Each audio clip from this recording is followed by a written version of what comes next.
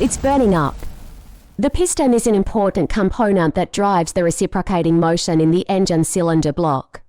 Its working principle is to generate power by compressing the gas and air ignited by the spark plug to drive the engine. The production of the piston starts with an aluminum rod. Aluminum is the most ideal material for making pistons because it is relatively lightweight, less prone to rusting, and also easy to cut.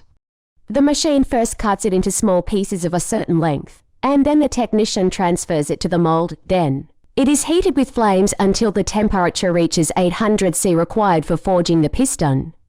It is then placed into a punch press while it is hot, and the punch press applies 2,000 tons of pressure to compress it, making it the initial shape of the piston.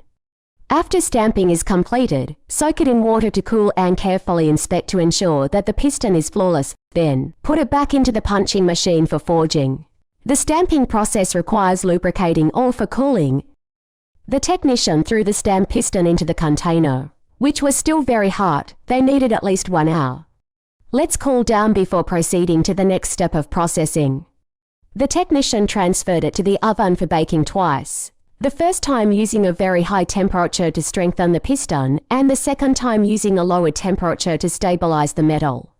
After heating, place it into the lathe and then use a blade to cut the shape of the piston. After cutting, use a drill bit to drill a row of small holes for the piston, which are used to facilitate or flow to lubricate the piston. The technician uses another lathe to cut 3 mm on top, and then cuts 3 grooves on top, 2 of which are used to install compression rings, and the other groove is used to install all control rings. These rings also help the piston slide and seal the cylinder. The machine drills a circular hole in the middle of the piston, which is used to connect the piston to the connecting rod. After drilling, use a milling machine to remove 8 mm from both sides of the piston to reduce the overall weight of the piston. The white liquid is lubricant, which is responsible for cooling the machine. After the cutting on both sides is completed, the next machine is responsible for cutting the top piston head, which is used to install piston rings to prevent high temperature and high pressure gas from entering the crankcase, and also to prevent oil from entering during combustion. After the cutting is completed, drill out the company name and product information on it for the convenience of users to view. The next step is polishing. The technician carefully polishes the sharp edges and then uses a belt grinder to polish them until they are smooth and round, as sharp edges can damage the cylinder. After polishing, place it in the cleaning machine and use high-pressure deionized water to spray the piston.